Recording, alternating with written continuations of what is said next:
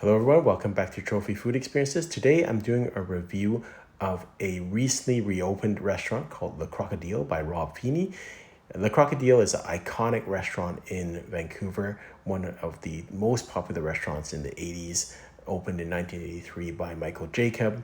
He assigned his interest or management of the restaurant to Rob Feenie just recently. I think it's also gone through an ownership change. I'm not sure if Rob is part of the ownership team, but he manages the restaurant, and he's a famous chef.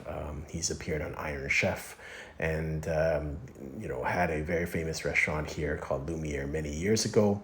And so it's interesting to have him back in the scene and see how he can do. So it's located at 100-909 Burrard Street. And I didn't take any pictures of the inside just because, again, I normally don't like to bother other people. I don't want to have other people in my photos or videos. And it's a hectic place, actually, and I was with dinner with other people, so I don't want to disturb everyone. So it's up to you to go there and see the place. It's revamped. It's different bistro style. It's a way different style of it. I'm glad that they now have a really good wine list. The sommelier there, Jill, is very good. I've known her from the Pacific Fairmont and very good expertise in terms of wine knowledge. And she had this great Cremant for $80, which is a great alternative to more expensive champagne. So really enjoyed this. I did order the roasted frog legs to start with confit garlic spinach sauce and brioche crumble.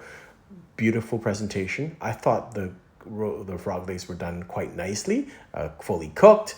I thought the flavor was on par, so I thought it was a very nice dish. I don't have the prices, unfortunately, and they don't have the prices online, but it wasn't inexpensive, but I didn't think it was ridiculous either. I think it's between probably about $30, but it's a nice restaurant, so you can't expect the prices to be a little bit higher on the side. Again, going back to the ambiance, if you've been to the old Le Crocodile, was much more traditional style, kind of French cuisine and the traditional interior. This is more bistro style. The tables are, I think they probably put in twice as many tables as before, a lot more small tables, 2s and 4s, as compared to round tables and bigger tables in the old Le Crocodile. So it's more revamped. It's got a lot of service staff, but very busy, and so much more casual in terms of style. So I think it's a different crowd that they're looking for, but it was packed.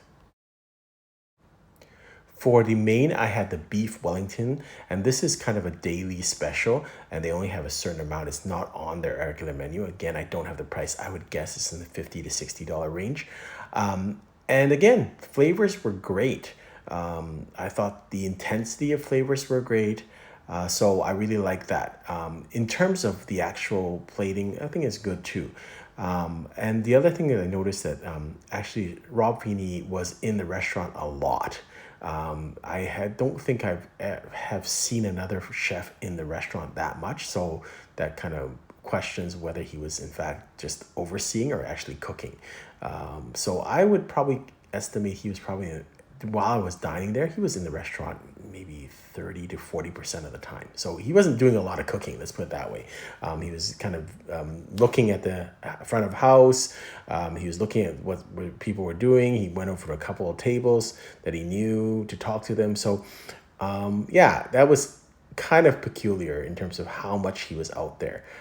Normally chefs come out once in a while to kind of say hi to their, VIP customers, but I can't recall the last time I saw a chef in the restaurant that much. And then for dessert, I have the classic Le Crocodile Alsatian apple tart with brown butter cardamom ice cream. And as my viewers and subscribers may know, I have another channel called Alsace Wine Journey, so I'm big on Alsace wines. Never been to Alsace, so I can't tell you the authenticity, but I'd say it was okay. Again, it wasn't stunning, the dessert. So of the 3 dishes I had, I thought this was the least stunning. So all in all, great experience. I think it's a nice restaurant. As to whether it should get a Michelin star, I'm on the fence. I would say I think it's a very good restaurant. I'm not sure I would put it in the Michelin star category at this point, but I definitely think it should be recommended on the in the Michelin Guide next year. So a good restaurant.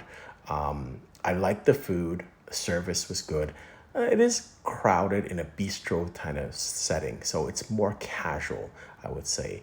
And it is very difficult, I think, for these type of restaurants with such a big menu to produce the quality of food that Michelin one star requires, and that's why a lot of the Michelin star restaurants are price fixed or menus that have a more limited menu.